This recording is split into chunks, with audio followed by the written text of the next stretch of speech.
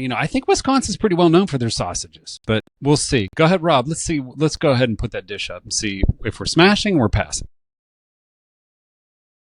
Oh, that's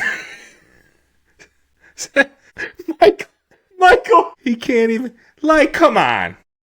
Is that for real? They make what do you that. mean, is it for real? Yeah, it's for real. Gino's on the lake, Rhinelander, Wisconsin. Go up there, get yourself a bangers and mash. What do you think? Let's go around the room here. Tone, I'll go with you. Smash or pass?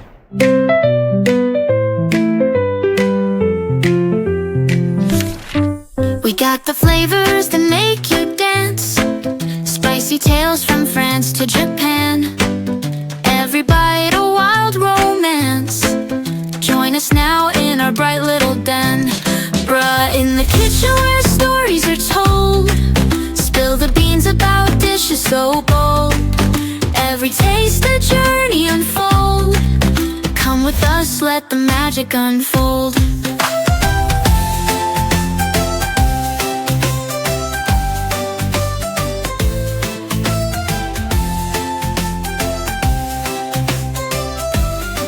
Welcome. Bruh Podcast, BRUH podcast.com, episode 3. The boys are back in town. This is a late night episode, recording late. The kids are in bed. Tony B here again. What's happening, buddy? Let's talk about this new 8:30 kickoff start here. We liking it? How's the family liking it? Work? I mean, the time is great. I like it when it's on a weekday because it's an excuse to have a little fun, have a little drink during the week. Sunday I'd be hanging anyway, but I do like the time. Yeah, I think I like that. I'll be honest with you. I think I like the weekday ones because they break up the week a little bit. So we'll see. I mean, we'll see how this goes. We'll see the vibe. But Rob, I think I'm gonna start going Robbie-O. What do you think about that, Robbie-O? What do you think about that? I mean, Rob? I don't love it. Okay, that we stomped that out right away. We stomped that right out. That's okay. It's I've been called worse. No Robbie. Yeah, I think we decided against Robbie-O. No Robbie. Where does that come from? I don't know. I was a guy I went to school with, and his name was Rob. We used to call him Robbie-O. So I thought maybe we'd throw it out there. I thought we'd throw a new name out there, but sometimes names don't stick. You never know. You gave it a shot. Yeah. You gave it a shot. Threw it out there. All right. So a couple programming notes here. We're going to talk about the upcoming guests that we have. They are scheduled with us. Rob, you want to put the graphic up there for everybody to see? Okay, so episode 4, we have scheduled Megan, Duchess of Sussex. Episode 5, Fran Lebowitz. And episode 6, we're really excited about Tate McRae coming on. Just real quick, Rob, have you received any confirmations from either of their reps? Absolutely not. No. Okay. Fran Lebowitz, rep didn't? Nothing yet. No, we're still waiting to hear back. Okay. I linked in Tate's cousin's uncle and said a maybe. Did they get back to us? Still waiting to hear back on that one. Get the graphic off the screen then. Okay. We'll move on. All right. Let's go into Libation Station. You got it. I'll call it Libation Station. We're shining light on darkness, yeah, with our fermentation. We found a relation, so I'll see you here. We'll drink our share of good times mixed with elevation at Libation Station. Perfect. All right. So Libation Station. I'm going to start this one off. Tony is going to be the follower here for Libation Station. I don't have the Crown Royal's on the shelf behind me, so no Crown Royal this week. But we're going to keep it local here, and we're going to keep it simple. IPA. This is your Bell's, Comstock, Michigan. Comstock, I like that. All right. We talked about adding some I like that. Sassy. I figured I'd give it a shot. A little something there. All right. Nice, Rob. Comstock, Michigan, which I believe Tony down by you, right? Comstock, Michigan? Yeah. 20 minutes. My brother-in-law lives by there. High school basketball coach, we used to play against them, and he always was like, Comstock. We were always like, why is it Comstock? Comstock? It's definitely C-O-M. And he wasn't trying to be funny either. He would always just say, we're going to play Comstock this week. It's going to be tough. He wasn't trying to be funny. I think he thought that's how it was. Comstock. He was the best guy. Here, he is the best guy. Let me get a little for. Oh my goodness, this is for our ASMR crowd. There you go. This is going to get controversial now. Look here, ice in the glass. Any questions? You're pouring beer over. I got a question. Hold on, let me finish my drink. Hold on a second. I don't have any I'm ready questions. for it too. That's beer and ice. Go ahead. Wait, let me hold on. All right. So was the beer warm, and so you needed ice, or do you always drink beer with ice? I like cold. I like a cold libation. I put the drink on the ice. It's controversial. I get that. But at this point, at 44 this Wednesday, I don't care. Wow, it's this Wednesday. Why not just get a chilled mug? Like, why not just get a cold Well, that's mug? the old school. That's like the manly. That's the sort of that's the deer hunter mug there, right? That's the 80s going to the bowling alley with the boys kind of mug there. I like to go for a Negroni.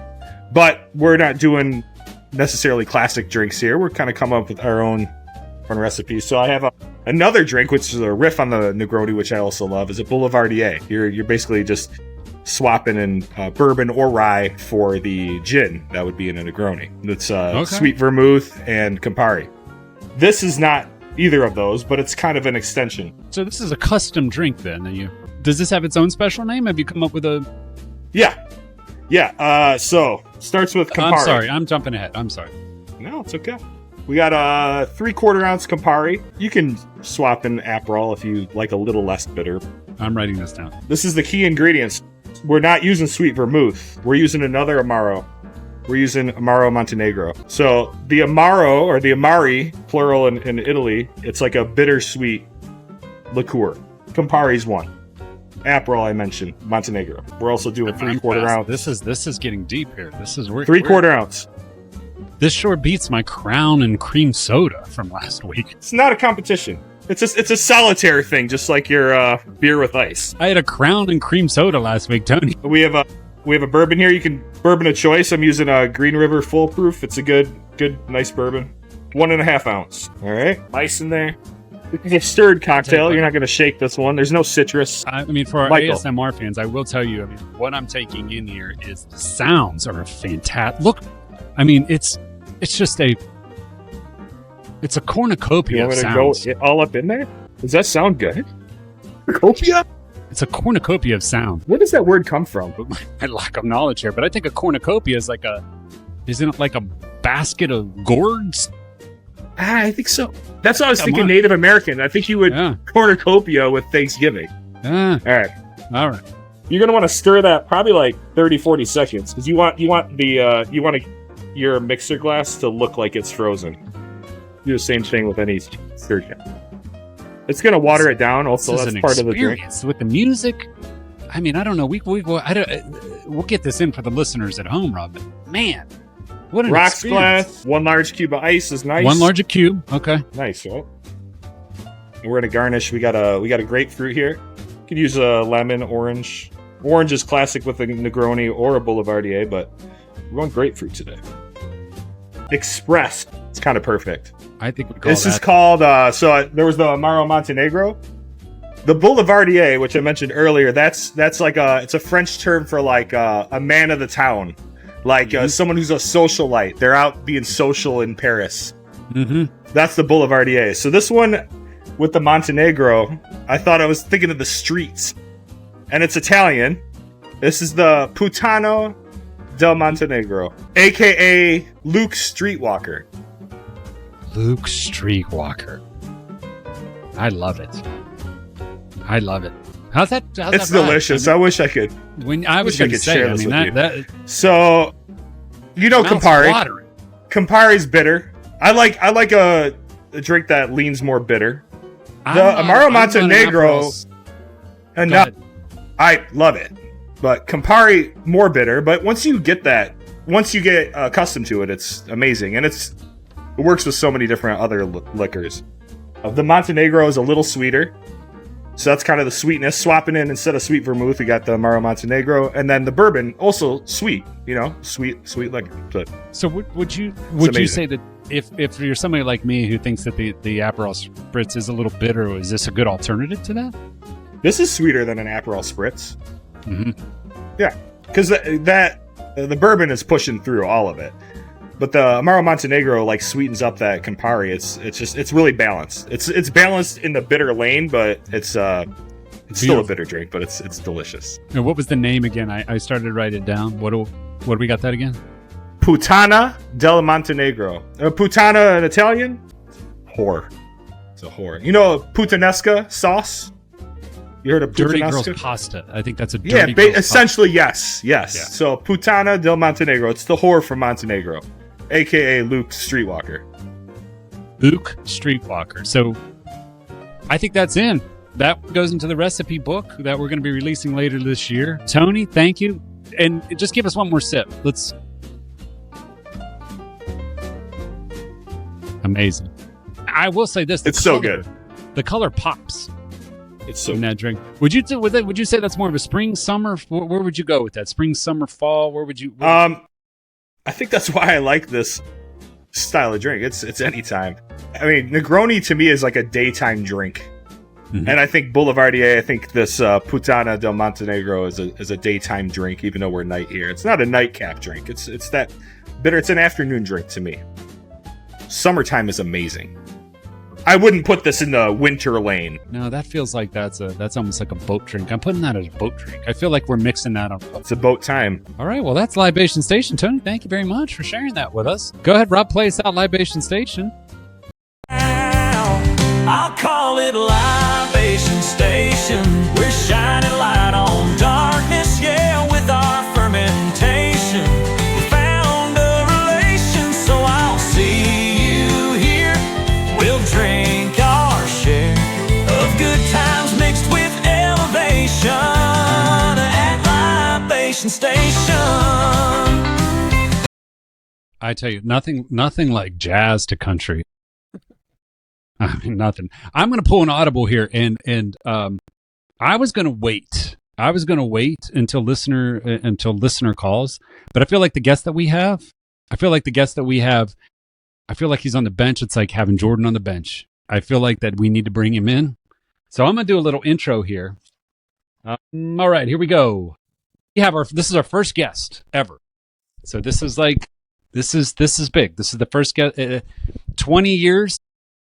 Hopefully Matt's our last guest when we wrap this show up. Matthew Gray. He's a food and travel expert, culture storyteller, and the host of 50 Tastes of Gray. If you love exploring global flavors, uncovering hidden culinary gems, and diving into the connection between food, culture, and people, Matthew is the guy to listen to. His podcast, 50 Tastes of Gray, is all about everything in life worth loving. From unforgettable meals to fascinating stories that bring the world together through food. If you're looking for a deeper dive into the best eats out there, check out his book, The Ultimate Eater's Guide, packed with expert recommendations for food lovers.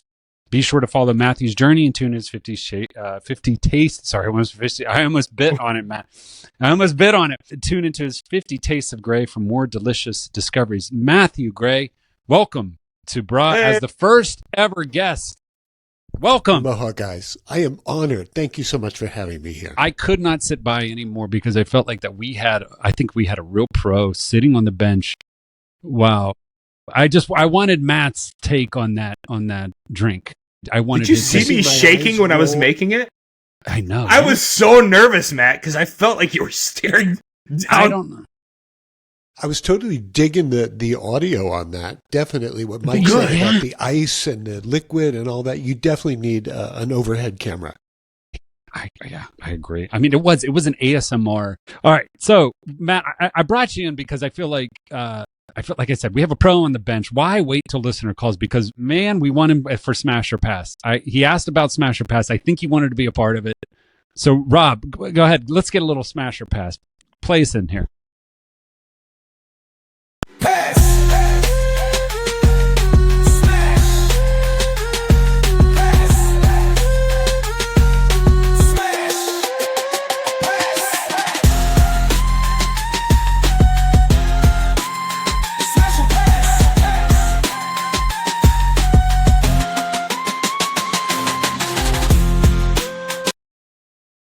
Again, Kendrick Lamar type lyrics there. I mean, yeah, and very introspective. All right, let me describe Smash or Pass for if you're a first time listener. Smash or Pass is we find a restaurant in this great US of A that we live in. We find a dish.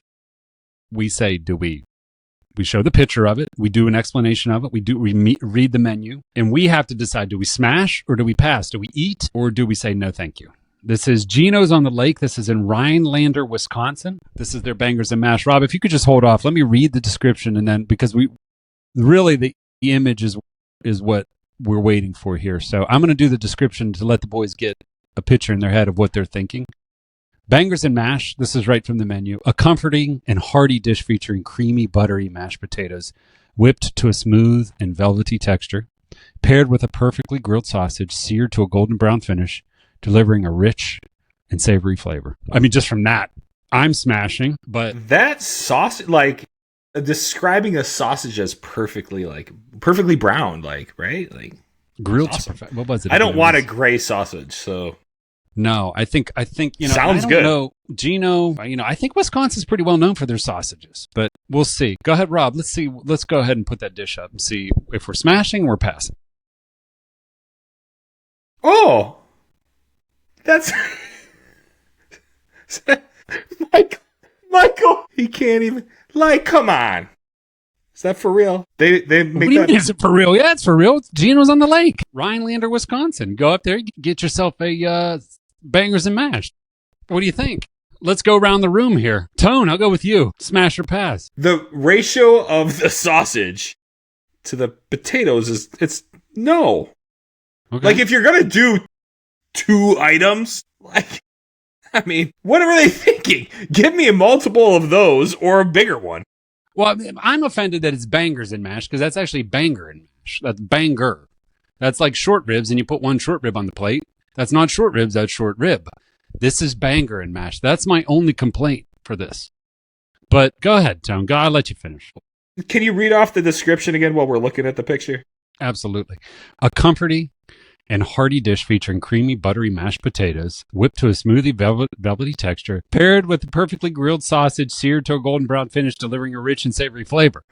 It's kind of golden brown. They're not lying. Yeah. Do you think it's a hot dog? That's like a cocktail wiener. I mean, that's a Wisconsin sausage. Any comments on the position of the sausage? Yeah, it's a tease. You think it's a tease? I'm glad this is the first time I'm seeing this. What do you think? Smash or pass? Well, you get that. You're in Rhinelander, Wisconsin with the family. This shows up on your plate. It doesn't look gross. I mean, like, it's just weird. It doesn't look good. I mean, it's fine. The mashed potatoes look kind of nice. Yeah, so they look creamy. I'd smash. All right. Straight up. Go. Let's go to Matt. Matt, what do you think on this one? Let me tell you guys the origin of bangers and mash. How does that sound? Yes, please. Sure. Okay. Bangers is the United Kingdom version of sausage. It doesn't look like what you have on screen here at all. This looks like a knockwurst or a hot dog or something like that. But a real British banger is awesome. And this looks nothing like the genuine article whatsoever. So if I was in England and you showed me a photograph of the real thing, I would smash. But because you're showing me this, I'm going to pass. Matt, can I ask you, is the English version, is it blood sausage or not necessarily? Or not at all? Bangers are not blood sausage, but blood sausage is a thing there for sure. Like, yeah, that's what English breakfast. The English breakfast with the tomato and the mash. Is it potatoes or is it peas? I thought they mash peas. Don't they do that? Mashed or is that peas different? Is another thing that they serve there, but mash, the word mash is mashed potatoes. Okay. But mashed peas are just, peas. I love that. With like meat pies and peas. Okay. Yeah. So you would smash the real deal. I would. Without a doubt. That sounds amazing. But, I mean, that's the complexity of smash or pass. You're in Rhinelander, Wisconsin. Gino's on the Lake. We're not in London, so mash. This drops in front of you. Are you saying no, thank you, or is this a pass? You tell the waiter take this away, or you say smash? I would never order a hot dog in a restaurant with no bun. What the? All right, yeah, so that's and totally out of proportion. Like Tony said, it's like, you need to have truth in advertising. You say bangers and mash, you need to have more bangers than mash. I'm sorry. Hold on a second. Yes, preach. $14.99. I didn't give the price. It's $14.99. Praise. And they want to be tipped on top of that. Just the tip. Fail. All right, so that's a pass. It sounds like a pass then, Matt. Oh yeah, big time pass. Oh, yeah. Hard pass. Okay, all right. I'm gonna take this. Then we'll pass to Rob here. I'm gonna smash if I'm in Rhinelander, Wisconsin. I smash the mashed potatoes. Look velvety. I see specks of pepper in there. May not be a sausage. I think Matt's right. I think that actually is a hot dog. But I think in Wisconsin they take their meat seriously. I'm a smash on this one. I think you would do some nice oblique cuts on that wiener, and get little angle, and then like scoop the taters with your one banger. You'd make that banger into multiple bangers. Yeah, I mean, I'm pretty much never turning down mashed potatoes, so I mean, I would definitely smash because it's just against my personal beliefs to turn down mashed potatoes. I don't know if I'd try the hot dog. It definitely looks like a hot dog. Maybe I'd ask him for a bun and some ketchup, and really, just go that route. But I'm eating the mashed potatoes 100% every time. So we're gonna smash. Good, well, there you go. I think, can we clarify something with Matt here? I think, Matt, we have a little recency issue here because you should have seen episode 2's Smasher Pass. Rob still smashed, but it was the biggest pass. So we're coming off of that one. We got 3 or 4 of us. We're smashing. Rob's 2-0. I mean, we're going to put a scoreboard up. Rob's 2-0 on Smash. So we're starting to. Tony and I are both 1-1. Rob is 2. So I mean, we're starting a trend starting to form here. But this is, for me, I mean, I'm in Rhinelander, Wisconsin. I've been on the lake all day. I had a few beers on the lake. That drops. I'm not complaining. I'm smashing. So yeah. Okay. All right. Play us out, Rob. That's smash or pass. Pass.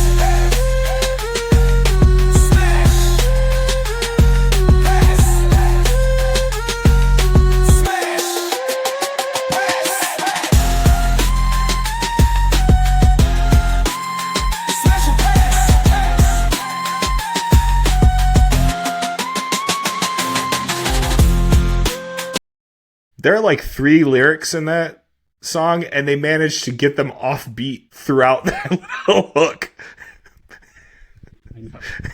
I know. We might have to look at a new Smash or Pass theme song. No, I wasn't saying that. It's just... All right, let's go to listener calls. We don't have a theme song for listener calls, but this is what everybody's waiting for. It's listener calls. We have 4 calls this week. Rob, let's just get into it. Let's go with our first call. Sure. And go ahead and you call who we have and where they're from and give us all of that. But sure, we're ready. The first call here is Maggie from Montgomery. I am Maggie from Montgomery, and I need your help. You can't get real answers to real questions from that Bobby Flay, so I come to you all with a real food issue. A few times a year, my husband insists I make him garlic butter wings for Alabama football Saturdays. Naturally, he gets way too drunk, and by the end of the night, he passes out in our bed, where he proceeds to sweat through the covers, his beer and garlic-soaked body seeping straight into the mattress.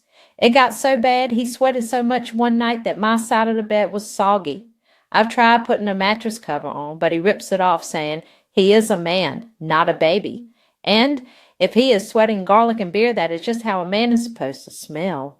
Short of replacing the mattress every season, how do I keep my bed from permanently smelling like Thank you for your help. Who wants to take this one first? I mean, there's a lot going on in this call. I feel bad for Maggie, but anybody want to jump in on this one? Help her out? I have some thoughts.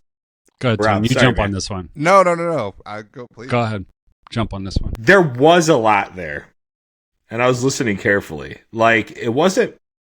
She mentioned the getting drunk. She sounds like she likes the Alabama weekend, whatnot. She wasn't upset about his... Naturally, he's drunk. She just is concerned about the mattress, right? That's the only concern. I don't think she's worried about the husband and the marriage and the mattress. The fact that he drinks a lot and the fact that, he's not willing to compromise in terms of covering the mattress. She's just worried about the mattress. Then they need the little kids thing, the thing you put under the sheets that's like repels the... Tony, did you listen? I mean, let me read the call. She tried to put that on. And he said, quote, "I'm a man, not a baby. If that's what a man's supposed to smell like, that's what a man is supposed to smell like." So she tried that one. She put the moisture barrier down. That didn't work. He ripped it off. So I mean, let's think culinary on this. Let's try to help her food wise. Cause I mean, this isn't a marriage podcast because obviously that's probably the best way to go, cause my advice would be get the hell out of Alabama. That would be my advice. But this isn't that kind of podcast. So, I mean, if culinary wise, is there something we can do to adjust the, how can we? Garlic's tough, man. And I feel like sometimes I get that. I feel like I cook a ton, use a lot of garlic. I make a lot of Italian food, make a lot of Mexican food. I mean, it's a lot of garlic and garlic.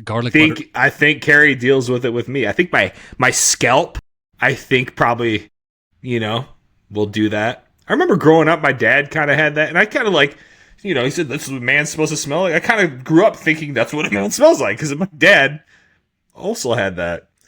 I don't know if you can win that one. I'm trying to think like you could balance the garlic out with like an acid. Like I'm trying to think of like you're creating like a dish. Yeah, how do we add a little acid? Maybe lemon zest. I don't know. You thinking like a lemon because garlic butter wings are good though. I mean, you my God, you have 16 beers and then you do about 16 garlic butter wings. I mean, that I can't blame the guy, but you're going to ruin that mattress, and you can't replace a mattress every year. So, I mean, yeah, I think I've thought about this.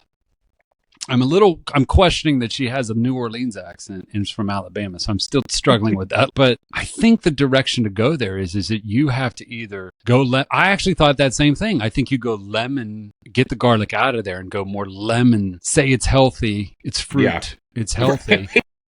And then I think I would start showing him articles about the benefits of sleeping in separate beds. That's not a culinary answer or a food answer, but I think I would say, couples really do better when they sleep in Lucy and beds. Ricky. Yeah, then he can sweat in his mattress and smell like a man all he wants. That's what I don't know how you lemon pepper. You can't change that. I mean, that guy he's Alabama all the way, roll tide. You're not going to have him. You're not going to. So, all right, let's go to Matt on this one. Let's see what Matt, Matt, what do you think on this one? How do we help Maggie on this one? You guys are missing it. The answer here, the culinary answer is confit the garlic cloves. Make them nice and mild and sweet. And you still have a wonderful garlic butter, and the raw kind of garlicky aroma that gets people crazy won't be there. And so they'll be able to enjoy it. A little bit of fresh chopped parsley on top. And we'll be able to fight the aroma incredibilis. What do we do about the 15 Miller lights, though, Matt? What do we do about that? Because I don't know. How do we get around that? Well, I don't know. That may be an issue. They're not doing confit in Alabama. I mean, I don't. Right. They got duck fat. I love that. That was amazing. Matt is on point.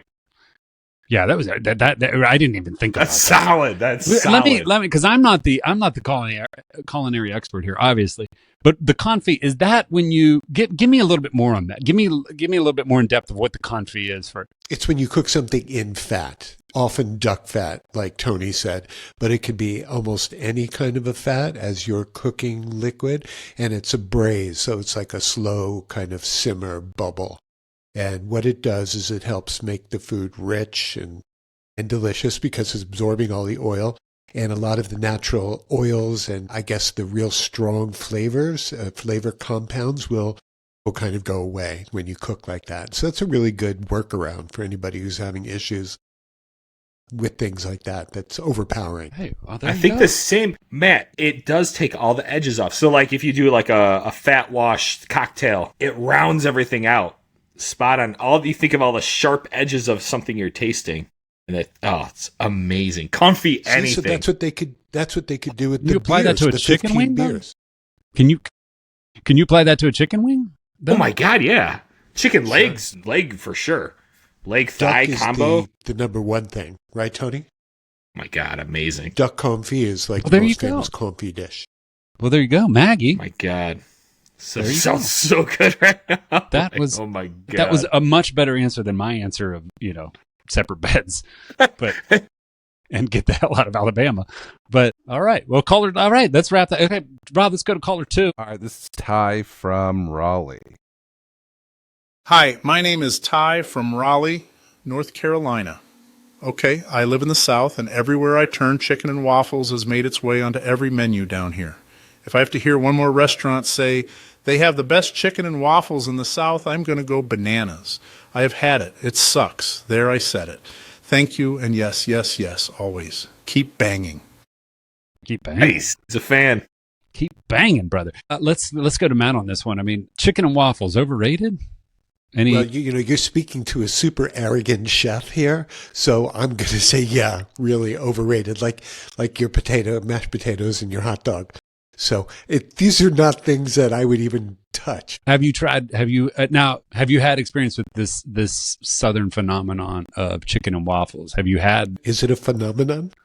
I mean, according to Ty, it is. Being a chef for so many years, like lifelong, and then being a restaurant reviewer for Hawaii's largest newspaper, it was my job to eat and eat everything. So I would never turn down food. So I have experience. My taste buds are really experienced. So, yeah. So you're with Ty on this. Overrated. Okay. Tone, go on this one. I hear Matt. I want to offer an opposing view. So I'm with you. However, I actually haven't been through the South and tried a bunch of chicken and waffles. And I know, like, fried chicken is awesome. Really good waffles are awesome. I've had a few times where I've had brunches, Mother's Day, like New Year's Day, we've had family over, and I've actually made amazing fried chicken and amazing waffles and other things.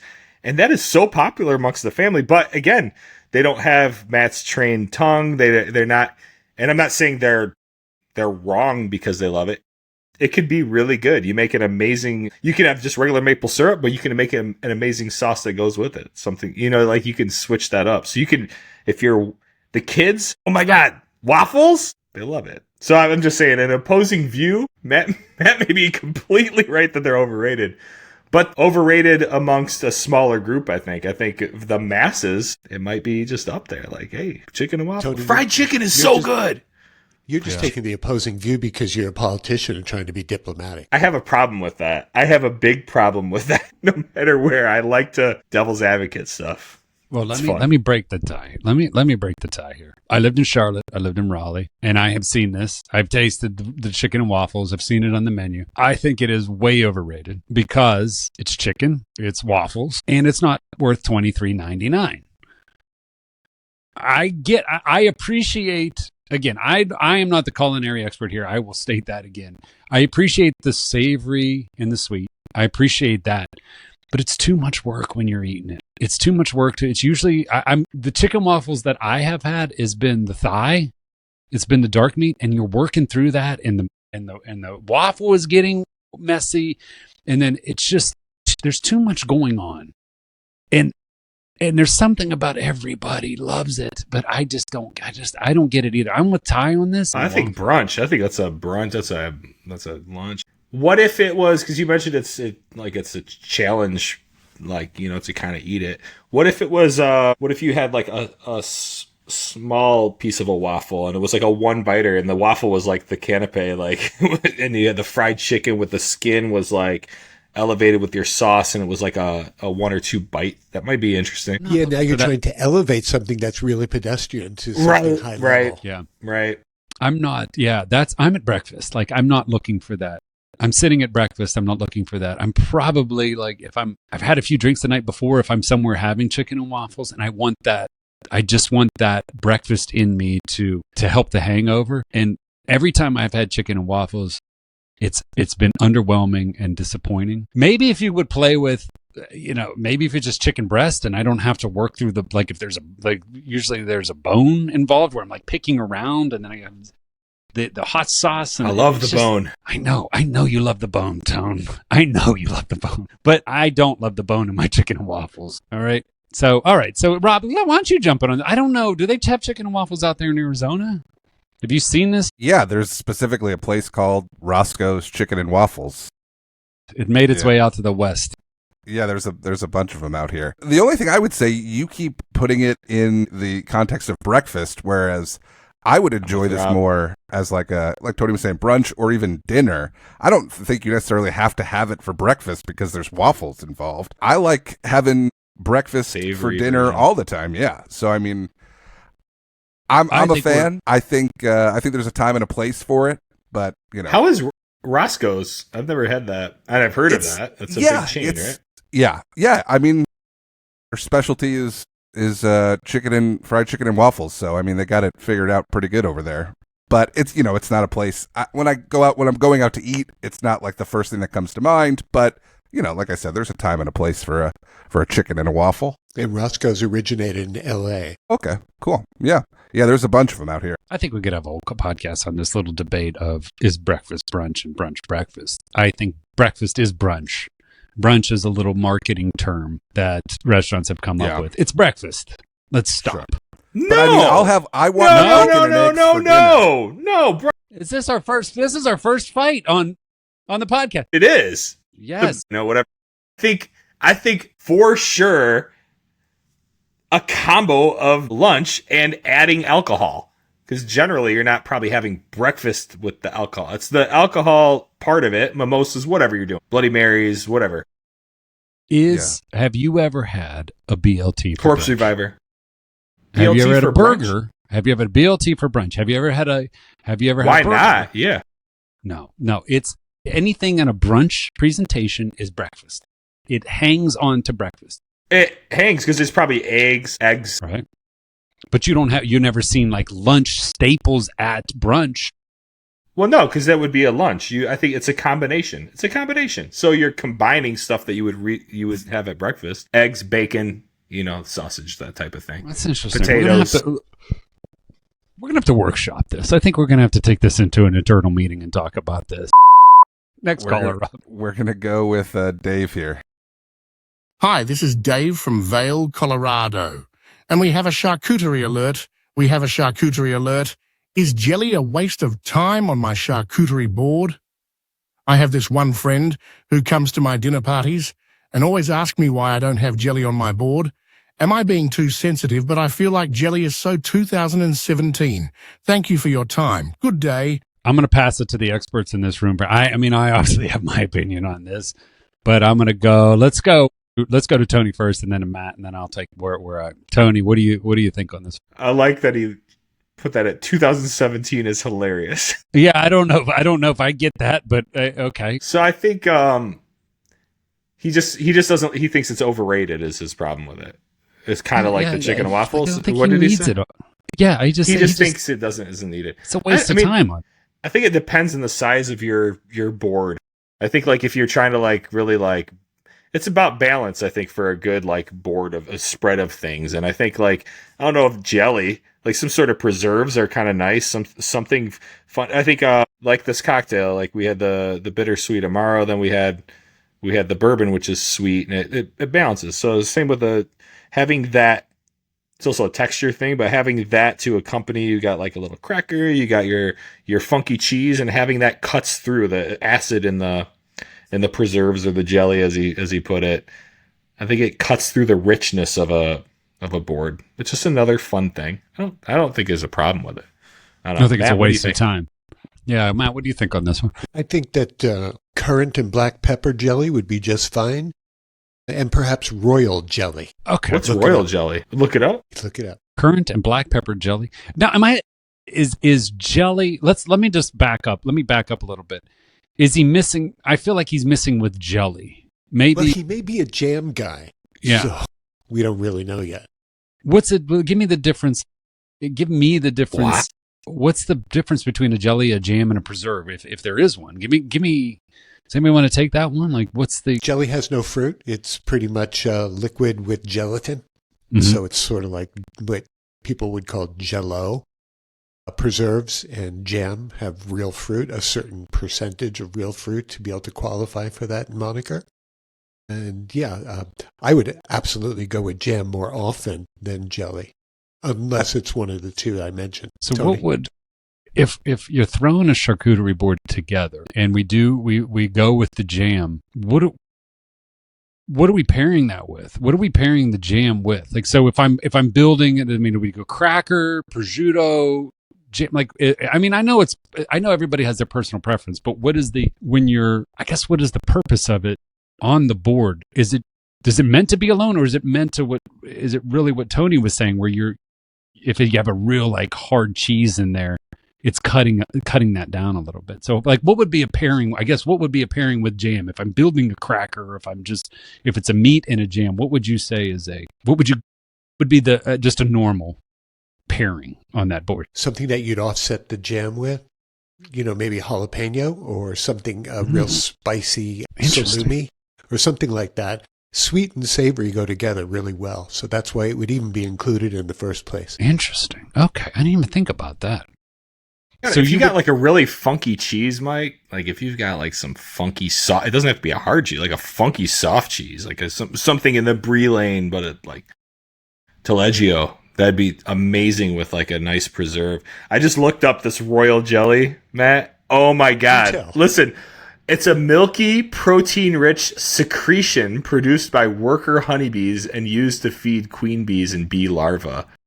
So this is got to be honey. I've never had it, never heard of it. What's it like? It's touted to be an aphrodisiac of sorts, and definitely real big in the woo-woo world of food and nature. Nice. Secretion. What kind of budget are we talking? Like, so when you're talking about, it's called the royal, what is it again? Royal what? Royal jelly. So if it's royal jelly, what are we looking at for a jar of royal jelly? I don't know. Tony, do you have the current? Yeah. So, I mean, is it like caviar? There's price? a range here. It's more than grape jelly. So Amazon's got like, this is probably pretty small. This is the lowest price one I see is like $16. But then there's some that are like $99 here. That's 100% here. Like this is 100% pure. Let's see the size of these things. This Amazon one. So $15. It's like it's like 5 ounces. Yeah. 4.4 ounces. Dang. I'm gonna have to get up on this secretion though. So what I'm picking up here is not a waste of time and not so 2017. So we are in on the jelly just to break things up a little bit. Standard? Would we call that standard on a charcuterie board? Would you say that's a staple? No. Okay. All right.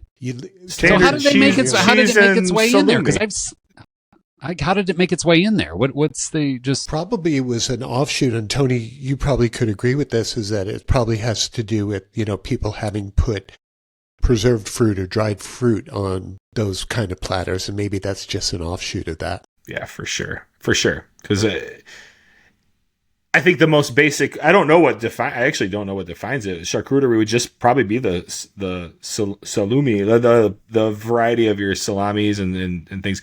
Cheese obviously goes with it, but I think it's just the meat's part of it, right? Is the standard, and it grows from there, probably, or is it always bread meat and is cheese? Part of it. Okay, meat, cheese, bread, some sort of a product, a triumvirate like that. I'm trying to think of my experience with jam jelly on a charcuterie board, and I have before. What is it?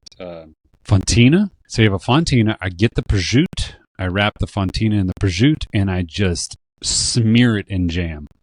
And down the hatch it goes. And when I'm thinking about that, that's not too bad. It's not too bad. It's fun. I think that's what's fun about any sort of like, it's meant to be social. You're having something to drink, and it's just those type of things. Honestly, I go back to like, it cuts the richness to me as having the acidic thing. Because otherwise there's nothing acidic, or maybe you have like olives, like that sort of thing. But the preserved fruit adds that cutting thing to the rich. Everything else is so rich. You need that. We just had like a dinner tonight. We had a braised beef chuck roast, just simple, some roasted potatoes, and a little light arugula salad, just lemon, olive oil, salt, pepper. But like that cut the richness of everything and just balanced everything out. It's really good.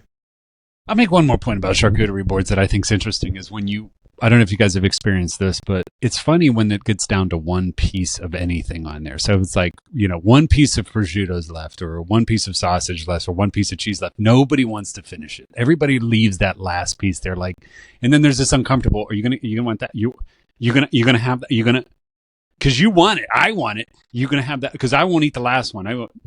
That is always interesting to me, because then the charcuterie board gets down to one of everything because nobody wants to be the person that finishes it off. That always interests me. Are any of you the go-to finish? Like, who cares? I'm going to finish it. I think what Rob, happens Smash. is Rob smash 3-0. 3-0. What I usually do is I hold off, and then you're usually pairing it with, like, when I have a charcuterie board, it's usually at some winery or something like that, and you're drinking more wine, and it's like, I've got to get something in, and then that filter comes down, and you're like, I'm eating and mixing and pairing anything that's left on that board because nobody else is taking it. So it depends on how much wine I have, that I'm usually I'm the cleanup crew that comes in, and like, that's also the thing. That wine, that cuts through the richness of everything, so you don't need the jelly in that case. I mean, you really don't. I honestly think I could live. What's his name, Ty? I think I could live on charcuterie and wine. I mean, bread, wine, charcuterie, and I mean, I think I could live off of that. Really, God. I mean, Carrie was pregnant with our first child when we went to Italy. It was a tour. Long story. The short version, she was pregnant and it was her first child. So she was like, I can't have any of this. Yeah, and I was like, loving life. I felt so bad, but she can have that, drink, fresh cheeses. No cured meats. Oh no my meat, yeah. God. Meanwhile, all the house wine, like, just do it. It's so good. That's the worst pain for her. And I'm like, oh my God. Dolce Vita. My God, so good. All right. So well, that was a good question. I appreciate that. Dave, thank you. So, no, the boys say not a waste of time. Keep the jelly on. Listen to your friend. It is not so 2017. All right, let's go to the next caller, Rob. Last caller, I believe. This is the last caller, Rob? Yes, this is our last caller. All right. Hello, bitches. It's Bobby from Vermont. I am back, and I really don't appreciate what you all have been saying about me. One day you will meet my wrath. With that out of the way, I need some help. I made it to a second date with this girl I met online. She is coming over to my place and I need a great playlist for the evening. Any suggestions? In closing, Tony B, I see you, dog. I see you. Okay, so we got to catch Matt up. I don't know, Matt, if you're a frequent listener to the show. Bobby called on their first podcast. Tony had some words because I think he was in Vermont. And he had it was some pairing about chicken wings and French onion soup or something. I don't know about that. Tony said some things about Bobby. Probably not the kindest. I guess he called back. So, first of all, I'm going to let Tony, I mean, if he called you and he said, I see you, dog. Any response to that? One year I went to spring break, like to Florida. Actually, multiple years I went to spring break from Florida, but I was driving through Alabama way too fast and I got pulled over in Ozark, Alabama. Speeding ticket. I was college. We weren't doing drugs or anything, just driving really fast. And I got 90 some miles per hour. It was like reckless driving. Got the ticket. I don't drive through Alabama for a while. Now it's passed. Like that ticket's long gone, but I'm not going to drive through Alabama ever again. You didn't happen to have I'm not going to Vermont. That's what I'm saying. I'm not going because this guy threats. He said, Bobby, I see you. I ain't coming through, dog. I think we underestimated him. My God. He's coming for you. He said, I see you, dog. I mean, that's like... I didn't know this. Anyway, so it's our third episode. And what? I don't think I was... Well, he's a Patreon subscriber, so we have to answer his question. It's by law we have to answer his question. He has a second date. He has a second date playlist. We have released, Rob, I don't know if we have a little graphic here, but we released a second date playlist on Spotify because we heard this call. So we pre-screened this call. I've heard this call. And then we thought, you know what? We probably should come up with a playlist for this. So Bobby, I know you got beef. That's fine. You're a Patreon subscriber. We're going to give you a playlist. Anybody can look at that playlist. It is on Spotify right now. We're going to try to get them up on Apple. There you go. That's the second date vibes is what we call that. So Bobby, go ahead and get on Spotify. Look up that second date vibes. That will be sure to get you at some base. I'm not going to say which. That's up to you. But yeah, you can join the bruh. Yeah, so I saw Frank Sinatra on that list too. So I think it's a good mixture without getting too advanced. But Bobby, there you go. We'll hold back on you. I'm sorry if you felt offended. I apologize. But I mean, honestly though, let me tell you something, Bobby. Roll up. I mean, this is what I got for you. Come up to the MI. I don't know where you're at, Vermont. Is that where he's from, Rob? Vermont, yes. Yeah, roll up. That's what I got to say to Bobby. Roll up. Because you know who's looking out? You know who's looking at you? My man right there. That's who's going to greet you right there. Mike said, "Pooh, Bird Gang." So Mike said. You come on down. I'm looking out for my man Tony B. I'm trying to rewind back. I'm like, what did I dog. say? I think I told him like he's probably lonely in the diner. I think I'm kind of remembering something, but it was just. I think you said he couldn't get no. It was something about it. It was like he was lonely. He couldn't get in. It was something like that. You were dogging him a little bit, but I mean, what are you going to do? Sorry, Bobby. Sorry, not sorry. I guess. He keeps calling. He can't resist the podcast. But all right, I think that's it. I think that's a. We got any more calls, Rob? Anything else to go over? All right. I would say for anybody listening, Matt is a very interesting guy. Go listen to his podcast. And let me get that again. That is 50 Tastes of Grey. So anybody listening to this, which I think at this point is 4 people. So if those 4 people want some good listening, but we're going to grow. So in a couple years, when there's 20,000 people listening to us, go listen to Matt's podcast. Also his book. Can we get that? Where can we get that book, Matt? Because we want to plug as much as we can for what is that the book? Amazon thing. On Ultimate Amazon? Guy Hawaii edition. Excellent. And then, so you'll pick that up. We're going to have Matt back. I said, Matt, I really appreciate it. I'm going to do I have some closing notes here. Tony, do you have anything else that we want to close out with? I'd love to hear feedback about the playlist when people check that out and give thoughts if it was second date worthy. That's a really narrow audience. You have a first date. Okay. You don't want to go to, I'll tell you a story. There was one time, and maybe I don't know if this makes it, if it doesn't make it, but I had a date with a girl one time. I think maybe I was in high school. I think it was a senior, and very nice girl, very respectable girl. She gets in the car, and the first thing that I put on was Jodeci, and I think she wanted to get out of the car immediately. So, because she knew that's like, yeah, fiending is not something that you play on seventh date. Yeah. It's been an hour since you've been gone.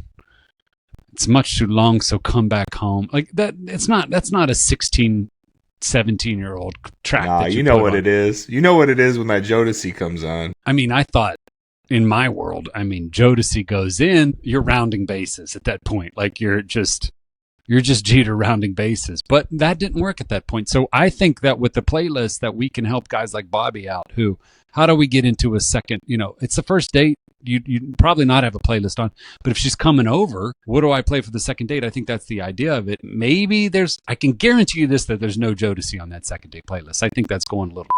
All right, so let me wrap up here in closing. BruhPodcast.com, BRUH podcast.com. Patreon is up. Subscribe. I will say this. We're working on, I think what we're going to do, and this isn't official, but we've talked about some live Q&A after these where we're talking like this. We have the guest. Maybe it's Matt. Maybe it's the Duchess of Sussex. Tate McRae. Can't wait. McRae. They haven't confirmed yet. The legal has told me to make sure to let you know that they have not confirmed. Fran Lebowitz has not confirmed. But what we're going to do is she's awesome, by the way. If you join the Patreon, then you get like a 15-minute Q&A. So we're still kicking that around. Join the Patreon. Like, share, subscribe. Apple, YouTube, Spotify, all of your platforms. We're going to have them all up there. And the one thing we ask is share with at least one friend if you are listening, and just say, hey, these guys, I tell you what, they have got a different perspective on things, and man, they know what they're talking about. Number 5, we have merch now on the store, so go ahead, get your merch. We have an apron, we have a toboggan, we have a sort of flat bill cap, and we're going to have some more there, but that's it. See you next time. And I have to thank Matt Gray, 50 Tastes of Grey. Thank you, my friend. We will definitely look forward to seeing you again. Anything else, boys, or do you want to close this one? No, I'm such a fan already. Matt, like for real, thank you so much. You've been awesome. Thanks, guys. We always say aloha. Aloha. Hey, aloha. Matt, let's real quick. I love you, the whole bit. Matt, will you be back on, or will you not answer our emails? Just be honest. This is my entire social life, guys. So I'm expecting the emails before we hang up. I hope he's genuine. Matt, I can tell you this. If Fran Lebowitz doesn't call us, you're in, buddy. You're in for episode 4 or 5. All right. Well, let's close this out. Rob, play us out. Thank you, boys.